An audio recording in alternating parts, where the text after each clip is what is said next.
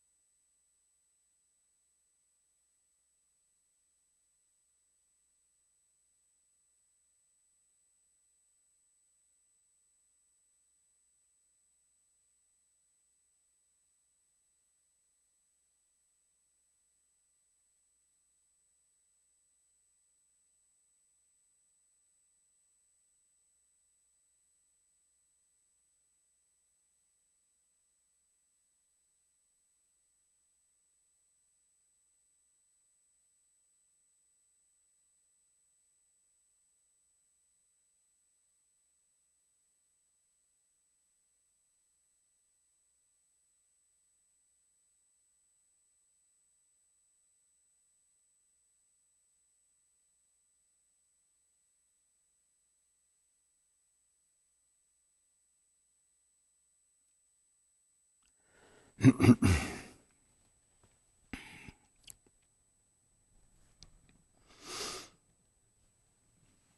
evening.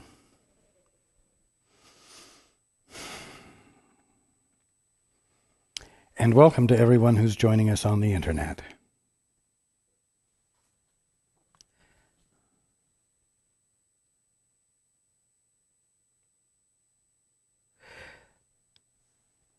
Every week or so, we get together and discuss the ego, the Holy Spirit, the orphan. We discuss a lot of ideas. And it's very easy to think of these ideas and things as topics of discussion. If they remain, however, forever topics of discussion, you might as well set this book down and go find something else to do. If there's anything I'm trying to do, especially in the last few months, is to help bring you to a point of understanding that we're talking about how you use your mind. We're talking about how you behave. And we're talking about the call for a change in behavior.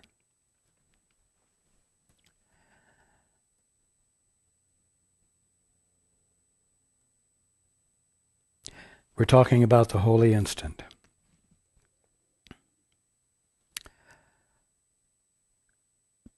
And I've brought home the fact that the holy instant is that moment in which you say yes to God. Not like you say yes to daddy or yes to mommy, and then run on out and play like a child. But where you say yes to God, meaning that you're turning your attention to God to know from Him, to find out from Him what the truth is, to ask for Him to share His perspective on creation itself, which you are part of, which you are inseparable from, and which it is your right to comprehend, embrace, understand as God understands it, comprehends and embraces it. So that you have no perspective different from the Father's. So, in effect, saying yes to God means, dirty word, yielding to God. It really does mean this. And it means it, as I've said before, in the here and now, in your everyday activity. It means turning as though you're in partnership with someone, to learn of that partner how to behave in this moment in a way that is totally consistent with that partner's perspective, valuing his place in the partnership.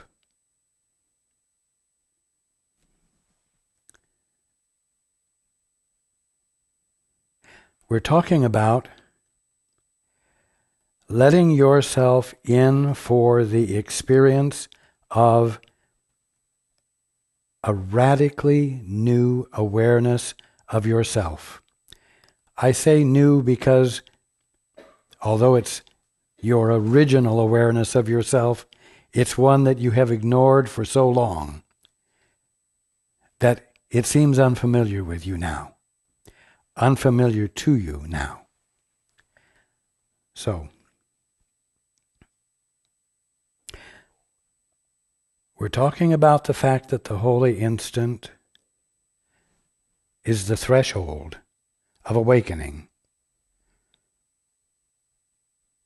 It amounts to leaving the orphanage. It amounts to letting go of the definitions you have given yourself as an orphan. And all of the wonderful and uplifting concepts you have developed regarding becoming the best damned orphan there ever was, and becoming as good as a real child, we'll say, who's not an orphan.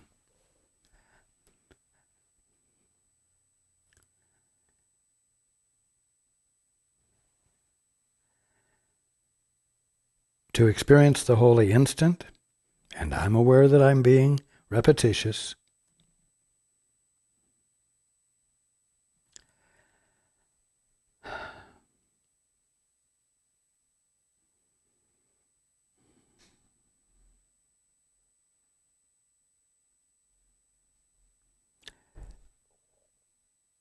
stepping into the holy instant amounts to letting go of all that you know. It amounts to asking, what is the more of reality that I'm not experiencing? What, Father, is your perspective? I wish to allow it to replace my current perspective. We've discussed the fact that doing this puts you in the not knowing place, a place in which you feel called upon to express a capacity that you don't know how to express. You feel, as a result, incompetent.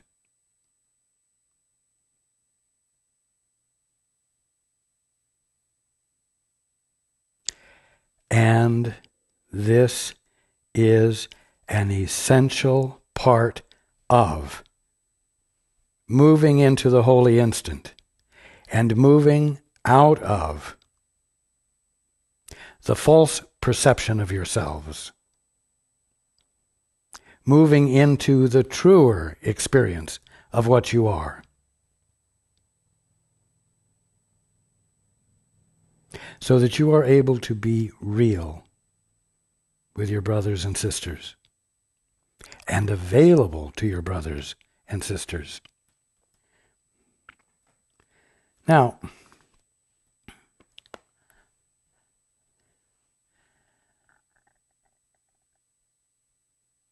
the key difference between the holy son or daughter of God and the orphan is love and the absence of love. The orphan doesn't know how to love because the orphan is preoccupied with himself or herself and his or her survival. In a world that the orphan sees as hostile because he sees it without love. Everything he does is based upon getting safety, getting wealth, getting security, getting fame, getting peace by getting control.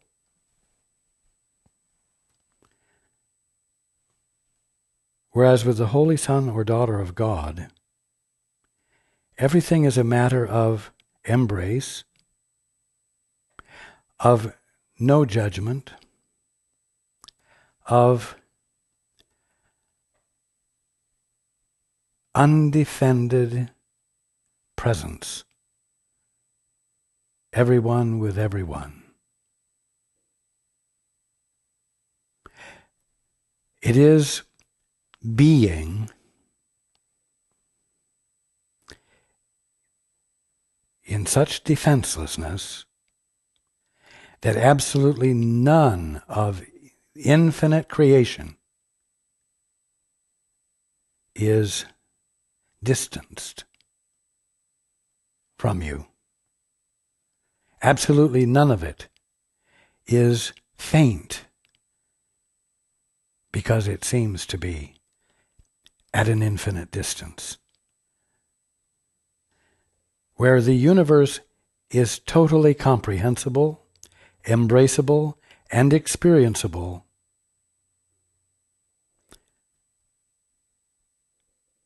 simultaneously in every part of itself, which at the bottom line means every part of yourself. Now,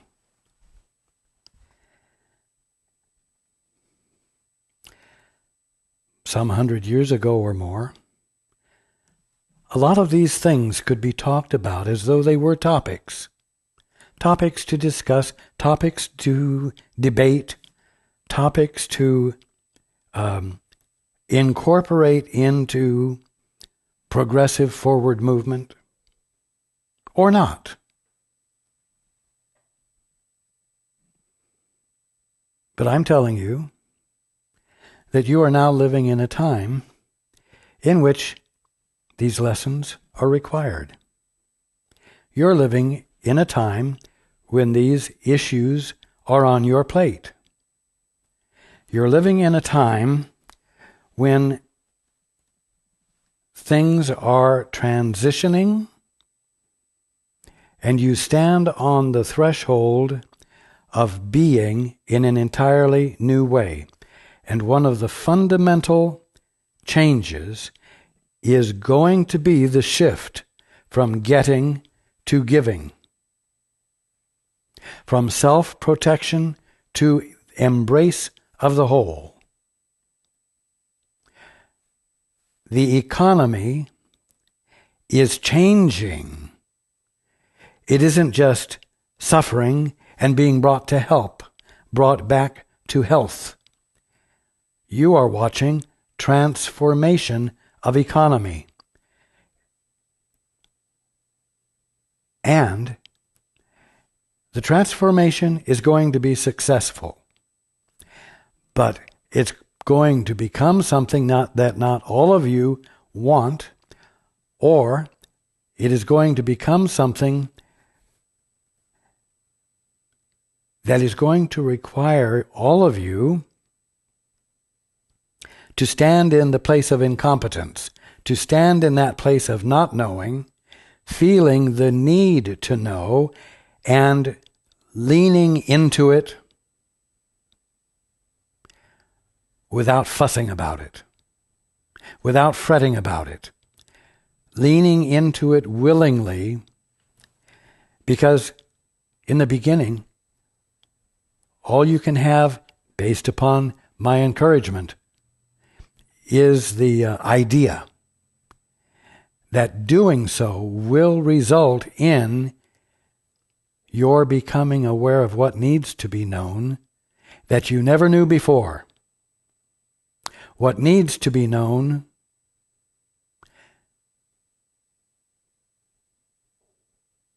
that will be transformational because it's not based upon the past. Your economy needs to turn around. And I'm not speaking to any nation. I'm speaking to everyone's economy. And you know what? If you and you and you and you and everyone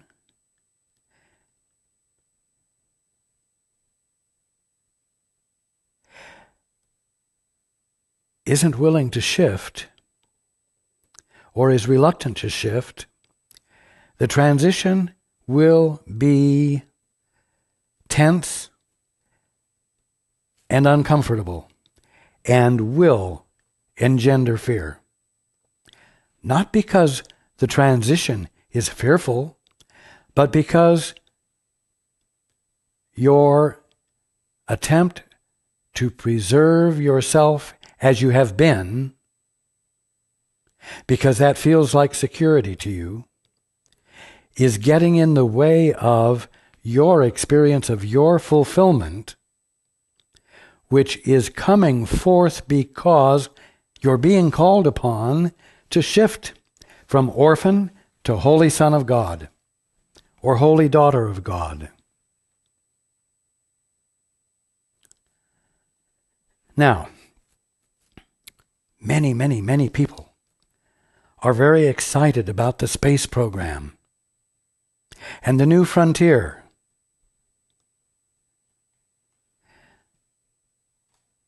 And much energy and much expense is put forth in order to explore this new frontier. I'm telling you that there's a frontier before you that no one is going to be able to ignore. It isn't going to be a matter of choice. But whether it's strenuous or exciting and inspiring will depend upon whether or not you are willing to embrace it or whether you are going to be resistant to it.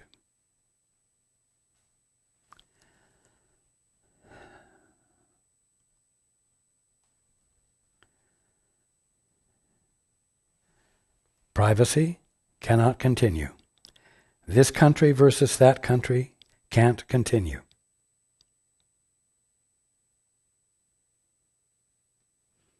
For lack of better words, and I'm not being at all political here, there needs to be a United States of the world where everyone identifies with everyone else and where everyone knows that the foundation for being every day when you get up is consistent globally. My God. If you can have a Big Mac anywhere in the world and have it taste exactly like it does somewhere else in the world, you can all feel the same kind of unity with each other, with a little willingness. And that's what's needed, and that's what's called for.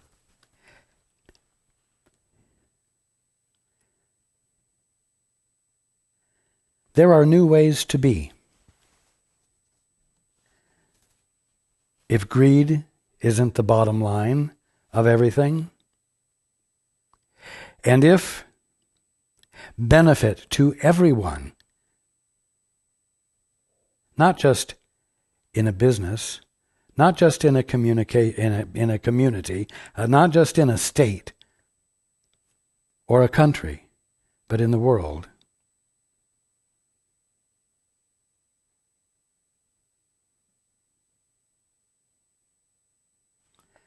I'm sorry, I lost it.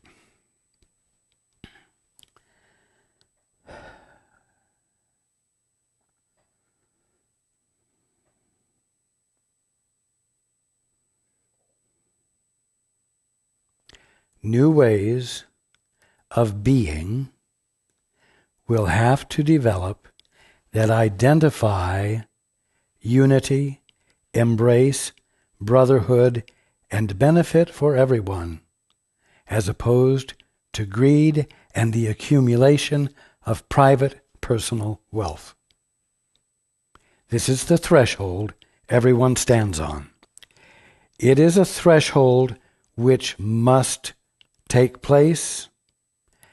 If it doesn't take place, there will be collapse. In other words, there is no choice now. And so, everything we're reading about regarding the holy instant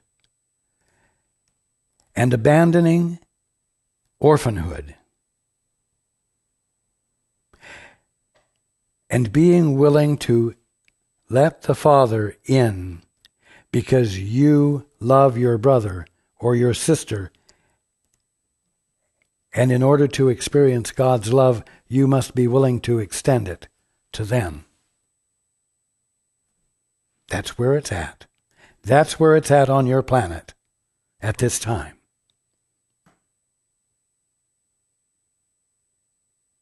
Selfishness is going to have to yield to love. And for love to come forth, you're going to have to find a confidence from someplace that tells you you do not need to be on the defense. And the only place you're going to be able to get that from is from the Father.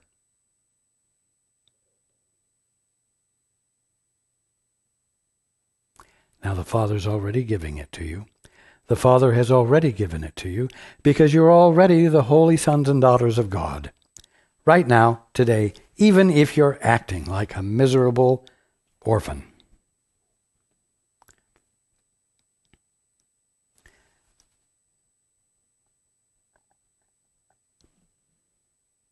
You hear me say it over and over. You cannot become something different from what the Father has created. You cannot be something different from what the Father is being right where you are right now. But you can ignore it. And you can manufacture imaginations about what you are, and who you are, and how you are to be, and overlay that upon what you truly are, and attempt with all your might to live it out.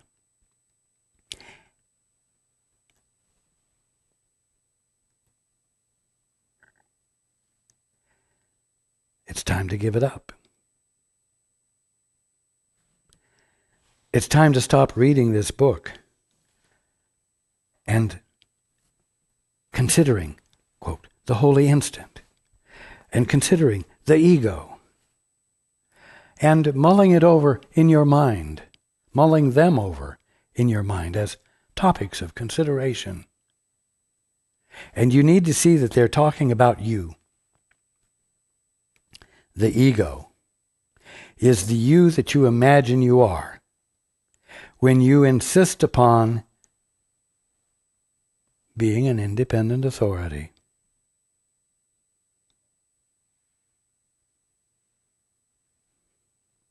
The Holy Spirit is nothing more than your right mind, held in trust while you dally with the ego. It's time to trade the one for the other. It's time to abandon the one for the other. And the holy instant is the means.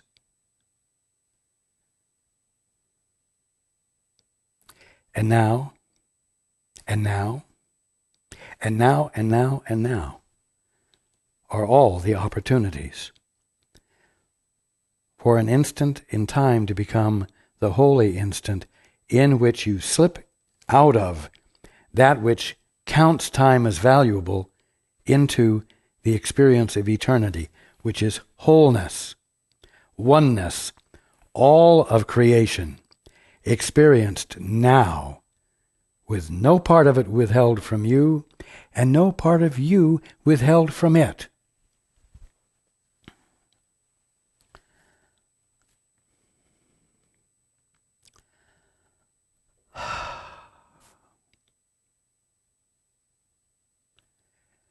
It's time to stop taking each day for granted. It's time to stop letting your spirituality relate to particular aspects of your life, but not to others. And let the others, like you've done, the economy will take care of itself. I don't have anything to do with that. I don't need to have anything to do with that. I don't need to apply spirituality to that. It'll run itself, you see.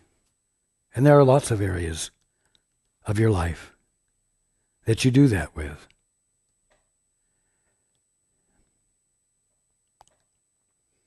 Well, stop.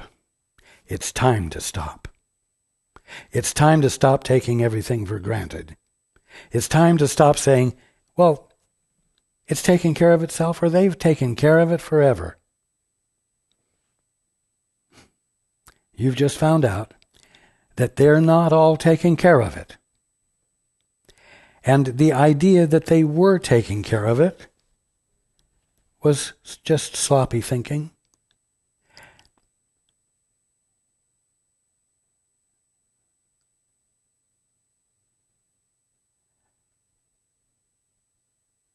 Sloppy thinking. I say that because clear thinking is a heck of a lot more fun. Clear thinking doesn't say everything will take care of itself. Clear thinking says, what is fulfillment? Where does fulfillment lie? You know what? Maybe fulfillment isn't my getting up every morning and getting on a crowded freeway and driving 10 miles an hour bumper to bumper to work with everybody around me angry and getting to work and hopefully getting that time clock punched before I'm late, and then working in a crowded office with a lot of tension because everybody's getting. Maybe that's not the way. Maybe it's possible to work from home via the computer and via the internet. And maybe you could even have your own business without the overhead that would, if everyone else or many others were doing the same thing, would shift the workload and shift the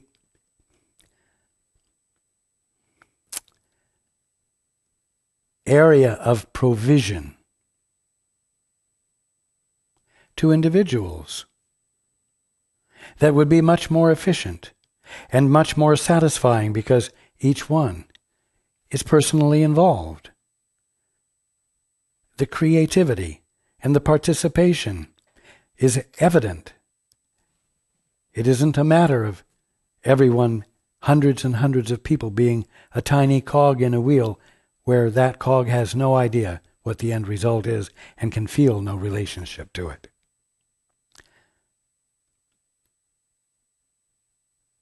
The question, what is fulfillment here? Maybe fulfillment isn't anything that we've been doing already.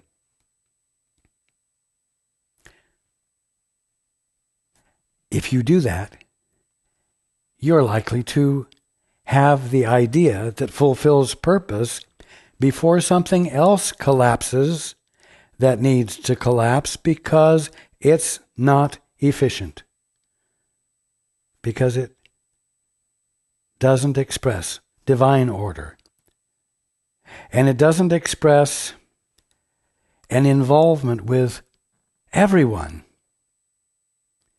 where everyone's benefit is at the heart of what is done. There are new ways that things are going to have to be done, and every single one of you, if you are conscious, and you are, that every single one of you can participate in being the gift of. But this means you're going to have to get off your, I'll be nice, duff. Get off your duff. Get off your complacency. And care enough to become involved at levels and in areas that you never considered before. How? By imagining areas you've never considered before? No, by becoming still enough to be able to say, Father, what is the truth here? Father, what is needed here? Father, of all the things I see in my life that seem to be working, which ones aren't actually working, and which ones need to be refreshed? Which ones need to manifest insight that shifts everything away from greed and self-protection to gift and love and fulfillment, guaranteed for everyone, because that's the goal instead of getting. Do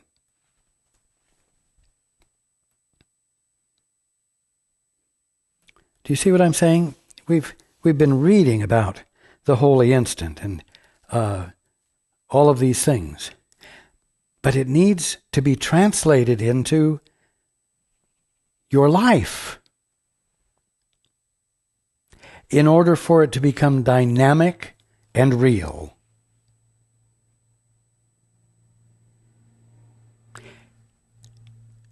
It happens that at this place in the book, things are gelling. Enough information has been provided in order for these things to be comprehended. And it happens that it coincides with things that are going on in your world that call for what this book and this teaching and these truths are putting forth.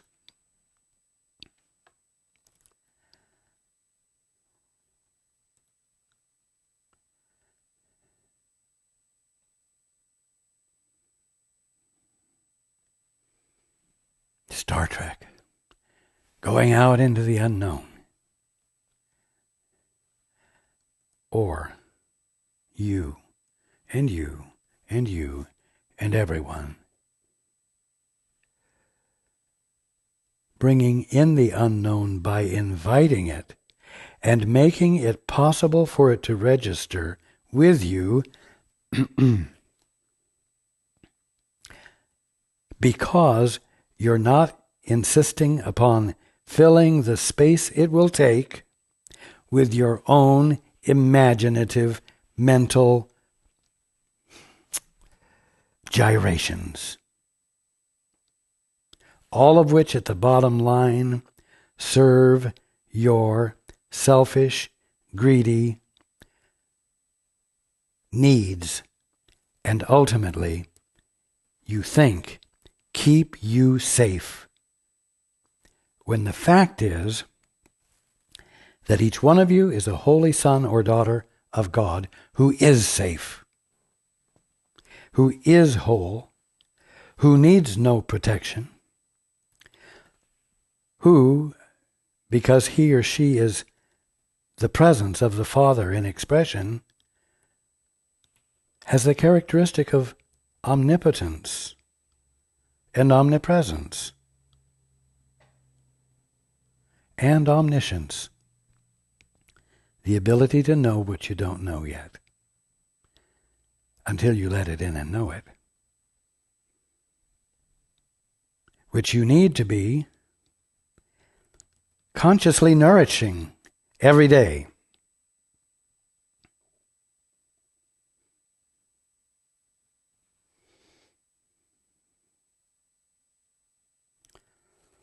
Now,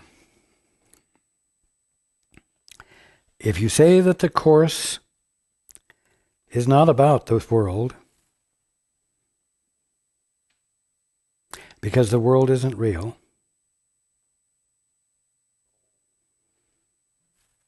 it will not apply to anything.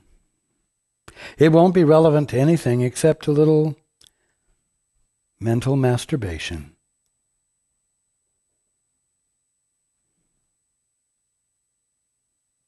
And that's not what it's about. It does relate. It relates to the use you put your mind to. It relates to how you're identifying yourself, holy son or daughter of God, or ego/orphan. And depending upon which of those you embrace as the definition of you, your behavior will be different. Where will your behavior be different? Right here, quote, in the world.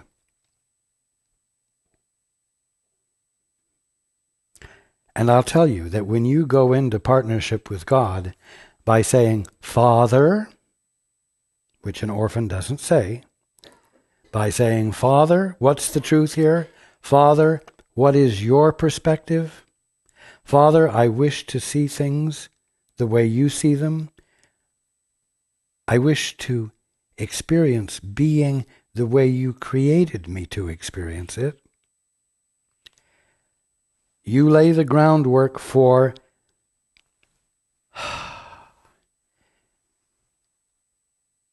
the influx of illumination and inspiration and revelation,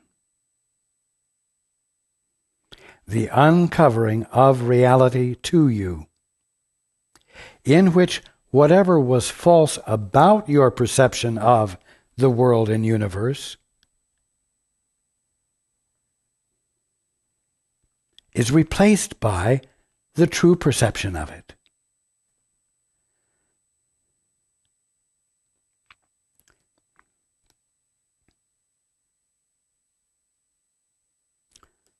The reality of it that has forever been what is.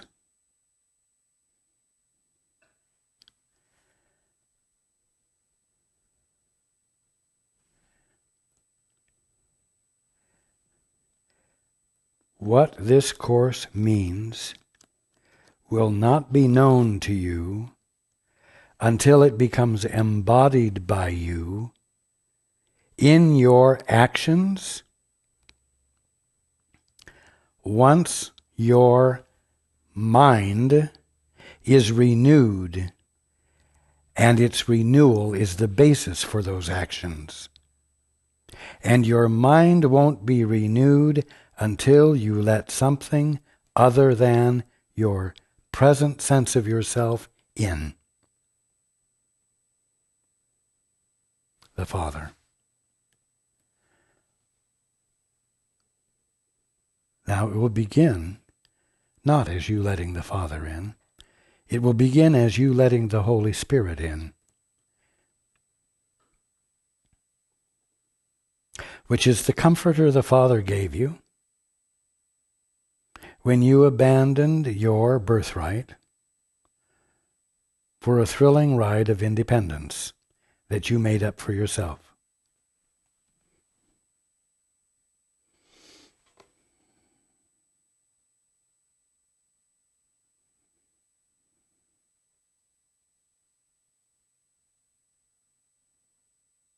The Holy Spirit, as I said, is your divinity, the truth about you, the conscious experience of the truth about you, held in trust while you dally with the state of independence.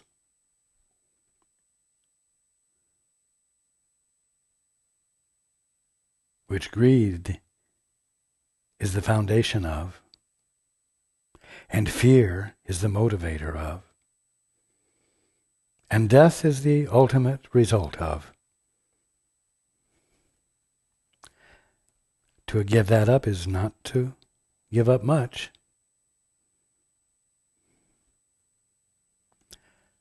It's time to give it up, and it's time to enjoy giving it up, because it will be a joy to see the world change in simple ways that embody simple common sense arising out of love.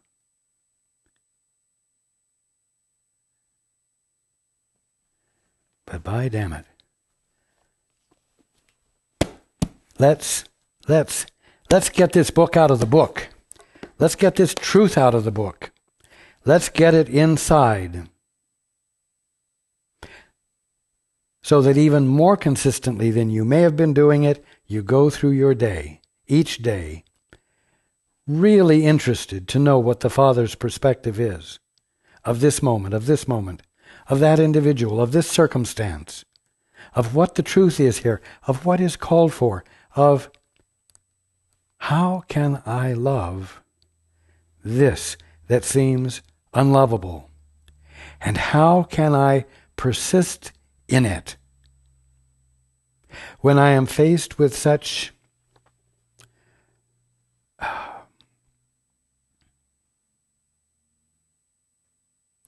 defense, such ugly defense, that it seems intolerable to stand in the face of it and want to know what the truth is, and want to know what constitutes love, so that it can be extended, so that healing and transformation can occur.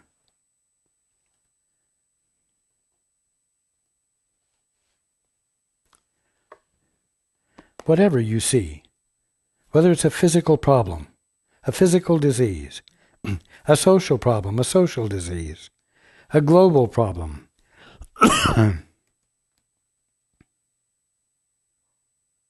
a global disease. I'm talking about an earth disease.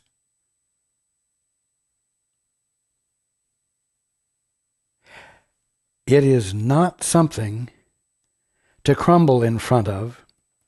It is not something to be wimpy in the presence of. It's a call for an answer.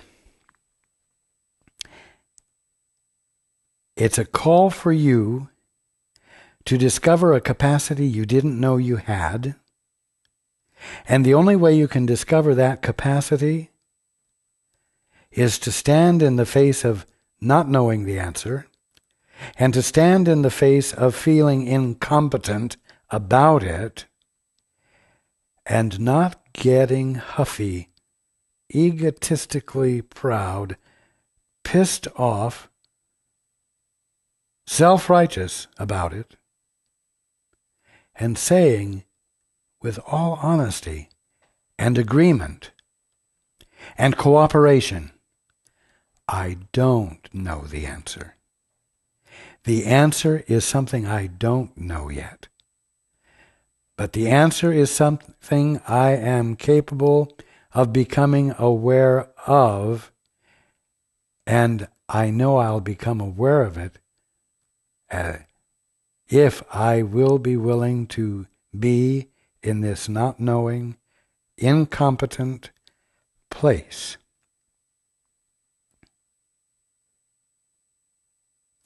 With an understanding, theoretical though it may be, with the understanding that all of me, all of what I am, is always present. All of me is always functioning, and all of what I am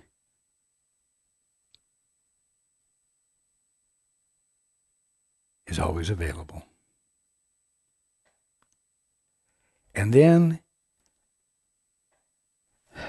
settle into that. Relax into that. Let go of all attempts at control, because it will only stand in the way.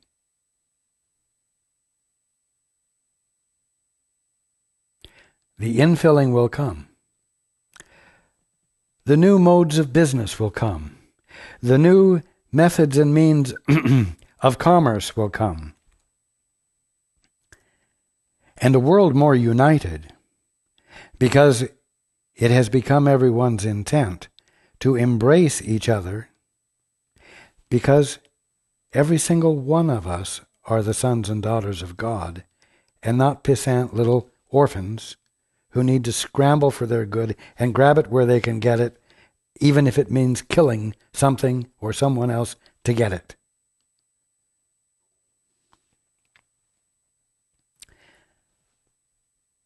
I'm going to end by saying, be more alive to your days.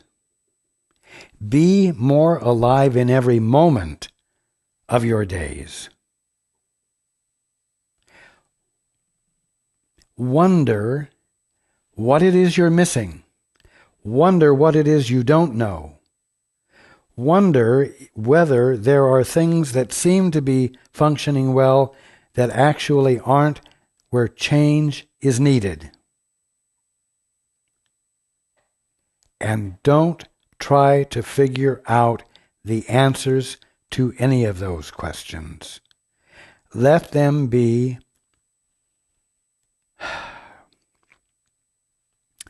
dangling triggers of the awareness in you that you don't know, and that you are yourself incompetent.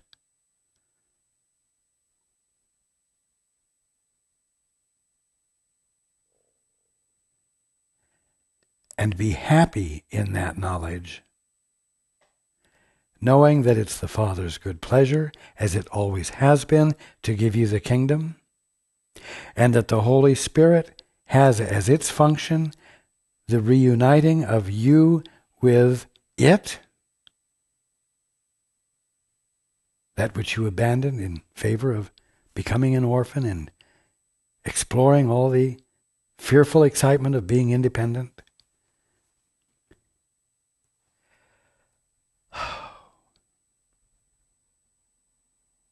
It's a good place where you are.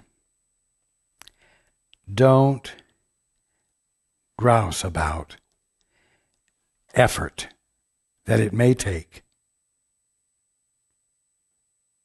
because you all have more vital energy in your being than you dream of,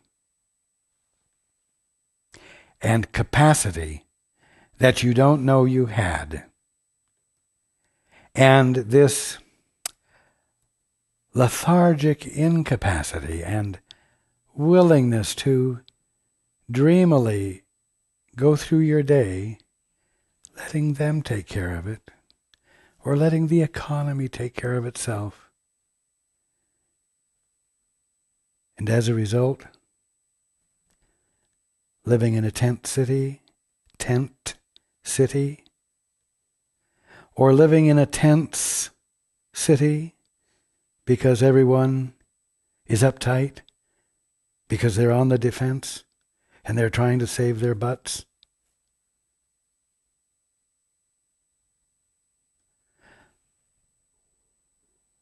Or working for a corporation that sees getting the big bucks as the bottom line, no matter who they have to cut down in the process. This is a world none of you have to endure. It certainly isn't something to just settle for because, it's like being on vacation. You just sort of sit back and you let things take care of things. Well, that's okay as long as things are going good. But since no one's actually consciously participating from a level of real consciousness, it's bound to fail. And then everyone is going to say, damn, this isn't any fun. Well, no, it's not fun, but that's only because you haven't discovered the benefit of a little bit of, we'll say, exercise, in which you find out you have capacities that you didn't know you had. In fact, you have a capacity to know and embrace all of creation consciously, without effort, and love it, and feel it feeling your love, having that kind of unified feedback, if I may put it that way. You have the kingdom of heaven awaiting you, and a sonship and a daughtership as a birthright awaiting you that you no longer need to be unconscious of. So, next week we'll go into the book. In the meantime, I want you to go through what we discussed at the last meeting. You don't want to let this subject slip away. And no matter how much further we go in the book before we wake up, you will not want to leave the practice of what we're talking about now. You will not want to move on to other things and let this become a topic of discussion that you discussed. And now it's not the topic of discussion that you're discussing. You don't want to let it be that. And I won't let it be that. I love you. I love all of you.